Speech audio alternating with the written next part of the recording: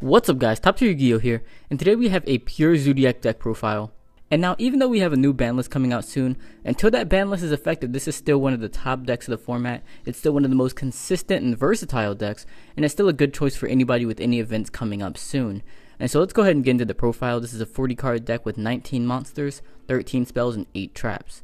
And we're going to start with 2 Zoodiac Rat Peers, 3 Whiptails, these are both pretty standard, and then 1 Thoroughblade and 1 Ram.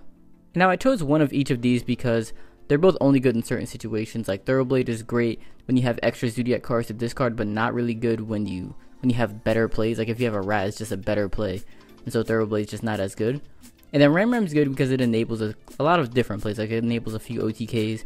It lets you still make Dryden Emerald without fusion substitute, so it still has its niche purposes, but it's not as important as Whiptail or Rat is, obviously. So I thought one was a good number for it. So next we have 3 Speedroid Terrortops, 1 Takedown Borg, and this is one of the major hits from the new ban list that is going to be taking effect on June 12th. But until that ban list does take effect, we're going to play as many Terrortops as we can, and as few Takedown Borgs, of course. So then rounding out the rest of the monsters, we have 7 Hand Traps, we have 3 Ghost Dash, 3 Ghost Ogres, and 1 Max C. These are all fairly standard. You pretty much just don't want to auto lose going second against other Zoodiac decks. Like you don't want to let them draw 5-6 cards where you just automatically lose the game. And then 1 Lunalight Black Sheep, of course, for the fusion substitute combo. So for the spell cards, we're going to start with 1 Raigeki, and this card puts in so much work. I mean, if you don't draw a hand trap, hopefully you draw Raigeki, because they can draw all those cards and you can just clear their board and hopefully get back into the game like that.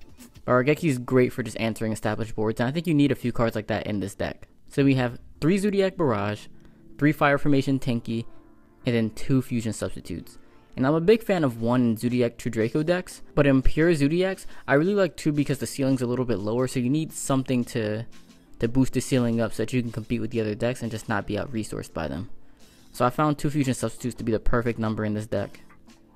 Next we have 2 instant fusions, another card that will be affected by the ban list after Norden will be, banned. But as of now, instant fusion is a really good card because it's a great extender, but also really good defensively. And so you can always go into something like Broad Bull or Shakanine to extend your plays, but you can also go into an extra Emerald. Well, I guess that also extends your plays. But you can also use it defensively by going into something like Tornado Dragon. And so it's really sort of an offense or defense card. It's really good and very versatile. So then the final spell cards we have are 2 Cosmic Cyclones. I really think that this is staple this format because you have to have some answer to like diagrams. You need to have answers to the True Draco spell or traps. You just don't want them to be able to tribute summon for free. And so being able to destroy those, or not even just destroy them, but to banish those while stopping the tribute effect is really huge, and it really swings the tempo in your favor as well. So Cosmic Cyclone is huge in this format, but then also at the same time, just stopping your opponent's back row like it's supposed to be designed to do is also very important. So Cosmic Cyclone really does a lot. For the trap cards, once again we play 8 of them. We have 2 Dimensional Barriers, 2 Solemn Strikes, 2 Mirror Forces, 1 Solemn Warning, and then 1 Zoodiac combo. And now I really like this ratio because it pairs very well with the hand traps. And so the hand traps are far better going second, and the actual traps are better going first. And so I really wanted a sort of balance. I didn't want to be better going first or second. I wanted to be able to go first or go second and be able to still play the game. And so I have 7 actual traps and then 7 hand traps. And I'm not counting Zoodiac combo as really a defensive trap. It's really more of a reactive extender. And so I really like having an even ratio of hand traps to actual traps versus some of the other builds that just play like, say, 14 hand traps and then no actual traps. And so as for the individual card ratios, I did want a little bit of balance between all of them. For example, I didn't want to play 3 Barrier and then lose to True Dracos. I didn't want to play all Strikes and then lose to something like Zoodiacs. And so I really wanted to balance out my traps, not really go too heavy or too all in on all of them, just so I have a lot more versatility. And that was really what I went with this deck, versatility. Mirror Force has been surprisingly good for me, because not many people expect it, and with Cosmic Cyclone only destroying 1 back row, a lot of times opponents won't be able to hit all of them, and if Mirror Force is that lasting hit, you're going to be able to clear their board. And it's great for saving you when Zoodiac tries to OTK you, or even against Zoodiac True Draco, where a lot of times they're going to have a masterpiece that's immune to spells and monsters. You want to have traps that can answer that. And so that's where Strike and Mirror Force come in, especially Mirror Force. So Mirror Force has been a very pleasant surprise for me. Now the final trap that we play, well, the final defensive trap is 1 Solemn Warning. Solemn Warning is almost as good as Solemn Strike, but it can also negate normal summons, which is huge. And then of course we have Zoodiac combo, which is very necessary because there are so many other Zoodiac decks. And in the mirror match, being able to outgrind your opponents is just so important. And having a free Daigusto Emerald pretty much helps you so much. Especially because some people are playing 3 Trident, and that gives them an edge over most of the decks that only play 2 like this one. Zoodiac combo is sort of like your 3rd Trident if you use it well.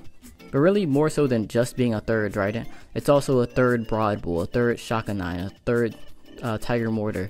And so it really helps you reuse all of your Zoodiac cards more, which just helps you win the mirror match so much easier.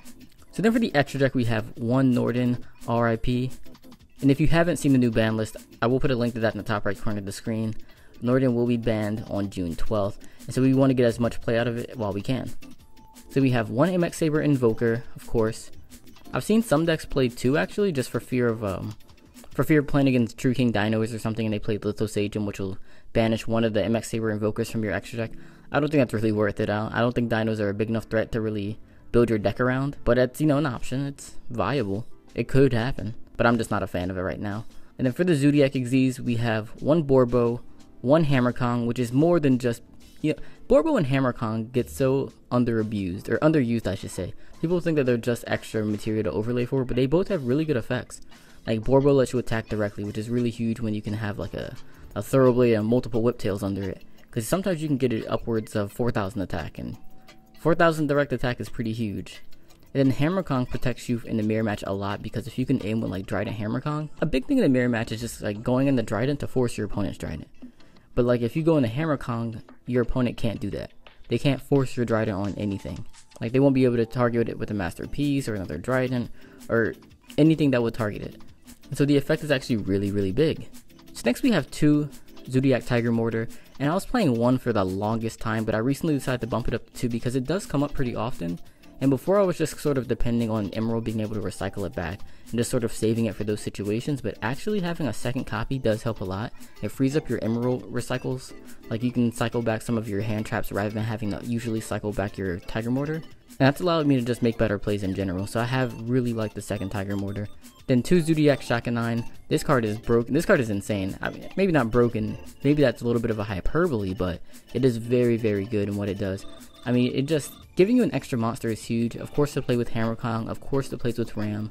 But something that I also like doing a lot is when you run out of Tridents, you can bring back a Trident from the graveyard with Shaka 9's effect. And then you can destroy like a Zoodiac Barrage to equip to that Trident, or maybe a Whiptail. Or what you can do is use Shaka 9, bring back Trident, and then go into Tiger Mortar and attach something to the Trident. And then Shaka 9 does negate the effect, but it's only until the end phase. And so when you do that Shaka 9 Tiger Mortar play, on your opponent's turn you're going to be able to use that Trident. And so that's a really cool play you can do late game. And so again, even though I'm only playing 2 Tridents, there are a lot of ways to get a lot of value out of only those 2 Tridents. And of course it works with any other Zoodiac Xyz as well. Then next we have 2 Broad Bulls and 2 Tridents. Those are pretty standard. We all know what those do and why we play those ratios. Next we have 2 Daigusto Emeralds, and Emerald is absolutely essential to the deck. I mean, of course for the fusion substitute plays, but you also use it with instant fusion, use it from just rat sending Ram to the graveyard. There's so many ways to go into Daigusto Emerald, and it's so important for shuffling back your resources, and it overall helps the deck be far more efficient, which is really the calling card of Zoodiacs. And so although when people think of Zoodiacs, they think of like how broken Rat is, how broken Trident is, and Broadbull, and all these other Zoodiac monsters, Emerald is one of those other cards that makes the deck as good as it is. And the final Xyz that we play is 1 Tornado Dragon, and I was very torn between Tornado Dragon and Abyss Dweller. They both have their very niche purposes, but they're both very good overall. They're both good defensively as well.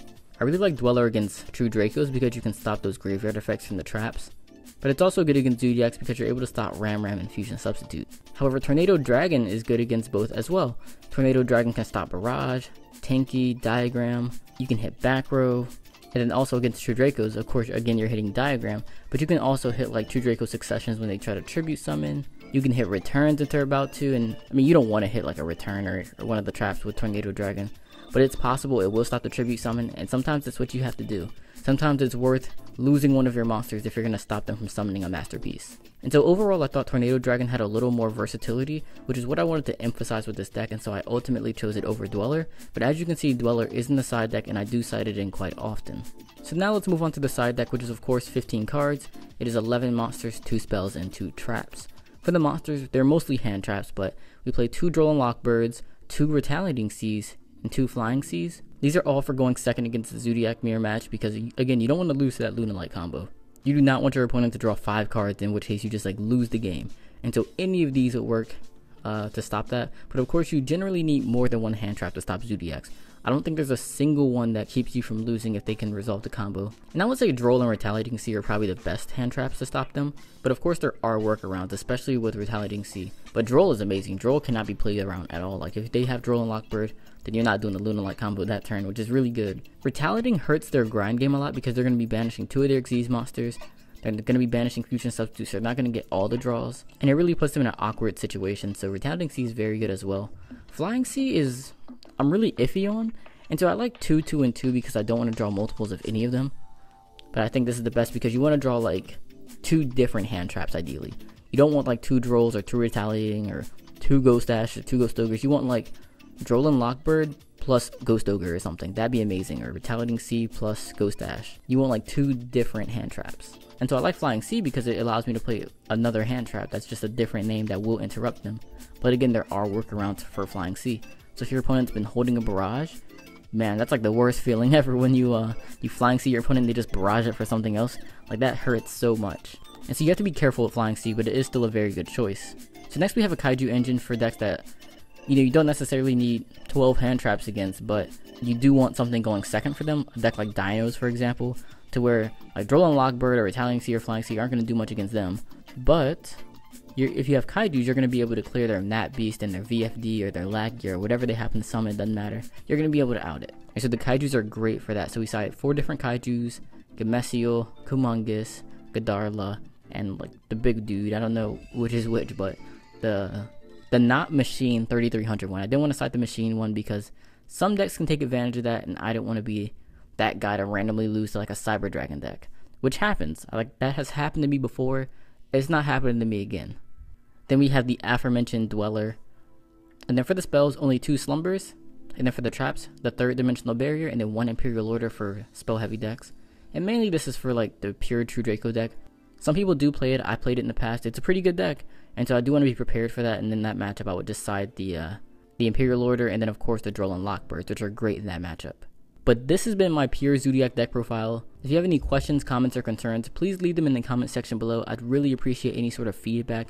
I might be playing this at ARG Richmond this weekend, and so I do want to get some feedback. It'd be nice. And if any of you are also going to ARG Richmond, let me know down in the comment section below. It'd be awesome if we can meet up or something. Hopefully we'll meet up at the top tables, because I know that's where I'm going to be. And now if Zoodiacs aren't quite your cup of tea and you're looking for other decks this format, I will put a link to a lot of other really good decks this format in the top right corner of the screen. Feel free to check that out if you're interested. I mean, if you haven't liked Zoodiacs and you watched this far into the video, thanks for that. But as always guys, thanks for watching, and I will see you in the next video.